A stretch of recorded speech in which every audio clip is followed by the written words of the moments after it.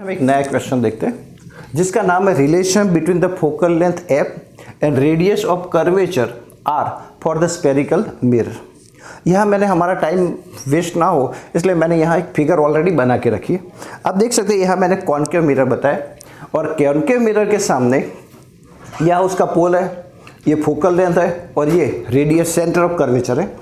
यहाँ से infinity distance से कोई ऑब्जेक्ट में से रे आ रहे हैं और ये रे इस क्यू पॉइंट पर से रिफ्लेक्ट होते हैं मिरर पर से and then is come passing through the F. तो यह इसकी इमेज बनेगी।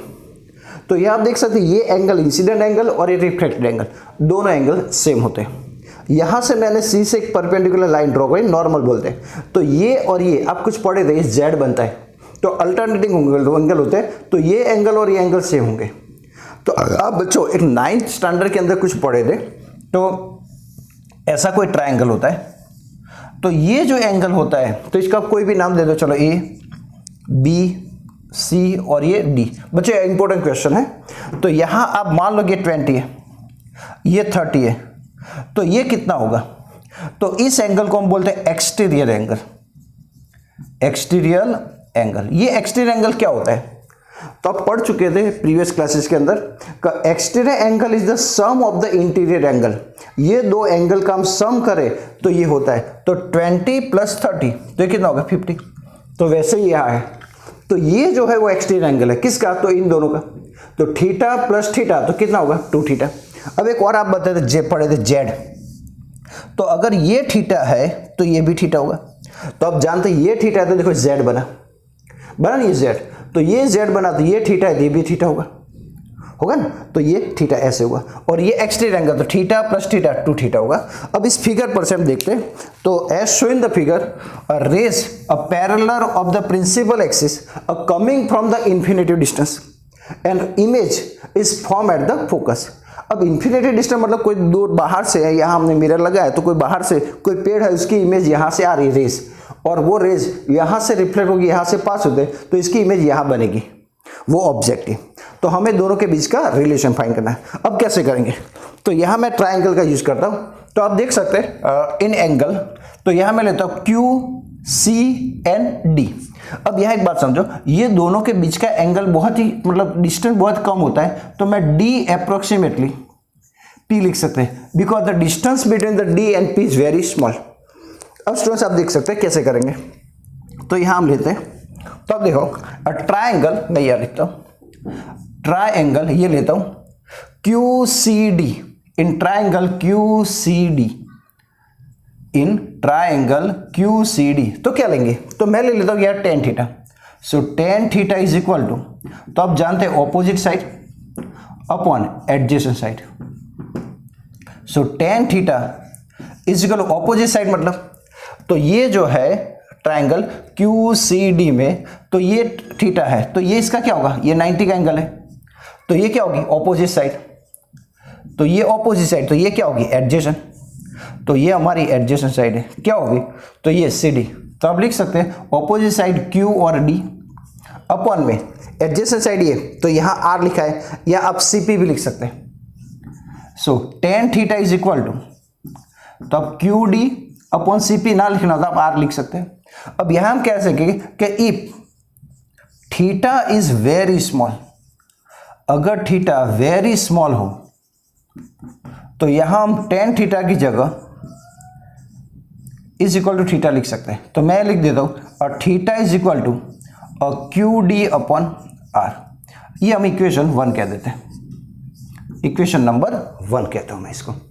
अब थोड़ा सा आगे बढ़ते हैं और यहां तक आपको समझ में आया होगा। अब यहां से कई क्वेश्चन मुझे पूछते हैं कि यहां हम tan क्यों लिखते हैं। तो वैसे अब ये देखो, तो ये मैंने ट्रायंगल लिया, तो अब ये 90 है, तो ये जो डॉटेड लाइन है वो हाइपोटेनस है। अब हाइपोटेनस तो रे है, रे को तो हम कैसे मेजर करेंगे? तो ये वैल्यू तो हमारे पास है ही नहीं, तो हम जिसमें ये रे ना आए ऐसा है कर सकते हैं, गिन सकते हैं, पर आप देखो कि ये रे है तो रे को हम कंसीडर नहीं करेंगे, मतलब ये हम फाइंड नहीं करते, ये हमें गिवन नहीं है। तो ये गिवन नहीं, ये और ये है तो हमें इसकी कोई ज़रूरत नहीं है। तो जिसके अंदर हाइपोटेनस ना आए वो लेंगे। तो हाइपोटेनस किस में नहीं आता? 10 में नहीं आता, इसलिए हमने 10 लिया। अब बच्चों देखो दूसरा क्वेश्चन लेते हैं। तो पहले मैंने लिया क्यू सी डी लिया, अब मैं लेता हूँ क्यू एफ डी। तो in triangle Q F D. तो आप लिख सकते हैं क्यू एफ डी।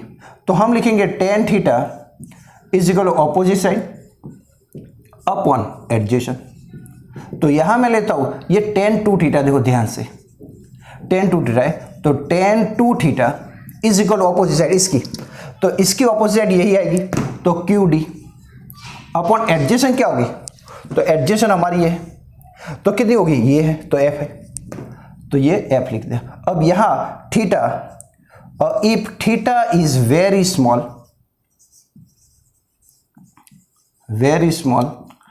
तो we should write down the tan two theta approximately two theta. तो मैं यहां लिख देता हूं two theta is equal to Q D upon F. So therefore theta is equal to take in the division F, so two theta. Equation 2। Now you see comparing the equation number 1 and 2। तो आप यहां देखेंगे कि to theta लिखा, अब theta very small है कितना, तो टू थीटा यह लिया, तो टू थीटा ले लो। वेरी स्मॉल मतलब तो कोई एंगल, मैथ्स में आप जानते होंगे कोई एंगल बहुत छोटा होता है 5 डिग्री से भी कम, तो तब हम वो 10 को निग्लेक्ट कर देते, सिर्फ थीटा ही ले लेते। तो जब थीटा बहुत छोटा हो तो हम 10 टू थीटा की जगह टू थीटा लिख देते, या 10 थीटा था तो थीटा लिख दिया। अब इक्वेशन 1 और 2 को हम कंपेयर करते हैं। सो comparing the equation number 1 and 2। So from equation 1 and 2, तो यहां देखो ये भी थीटा है, ये भी थीटा है, तो आप लिख सकते हैं Q D upon R is equal to Q D upon 2f। अब both the side Q D cut, so R is equal क्या होगा, तो R is equal to 2f। So therefore f is equal to r by 2। This is the required answer. तो यहां आप देख सकते हैं कि इफ रेडियस ऑफ कर्वेचर अगर 10 होती है तो ये कितनी आएगी, 5 आएगी, और इन दोनों के बीच का डिस्टेंस ऑलवेज सेम होता है। तो यहाँ रेडियस ऑफ कर्वेचर, तो we want to find out the F, so it is the half of the radius of curvature. तो यह फ्रेंड्स एक बहुत इंपॉर्टेंट क्वेश्चन था ये सीबीएसई में। और बच्चों ये जो बोर्ड की जो एग्जाम होती है जिन स्टेट के अंदर, तो वहाँ ये क्वेश्चन अच्छी तरह पूछा जाता है। गुजरात बोर्ड के अंदर भी ये पूछा जाता है, सीबीएसई में भी पूछा जाता है, महाराष्ट्र, राजस्थान या यूपी या बच्चों एमपी, ऐसे स्टेट बोर्ड के अंदर। और बच्चों हम साउथ की बात करें तो साउथ के अंदर बेंगलोर की भी जो एग्जाम होती है इसके अंदर भी ऐसा क्वेश्चन पूछा जाता है, और ये कई बार बच्चों एग्जामों के अंदर आ चुका है। तो बहुत ही सिंपल क्वेश्चन है, आप 1-2 बार इसको लिखेंगे या प्रिपेयर करेंगे तो आपको ईजिली आ जाएगा। तो बच्चों आज के लिए इतना ही। Thank you very much. बच्चों आपको मेरे वीडियो कैसे लगते हैं उसको जरूर मुझे कमेंट कीजिए, जिससे मैं बहुत अच्छी तरह और बेहतर कुछ कर सकूं। आप बच्चों मेरे चैनल को सब्सक्राइब करना मत भूलिए। बच्चों ये मैं जो चैनल बना रहा हूँ वो फ्री ऑफ है, इसका कोई कॉस्ट नहीं। आपके फ्रेंड को भी कहिए कि मेरे चैनल को सब्सक्राइब करें और ये एंजॉय करें। बच्चों मैं इस चैप्टर के हर वीडियो को आपको अपलोड करता रहूँगा और आप बच्चों एंजॉय करते रहेंगे। आपको कोई भी डाउट्स हो तो आप मुझे कमेंट में लिख सकते हैं। तब तक बच्चों thank you very much, have a good day.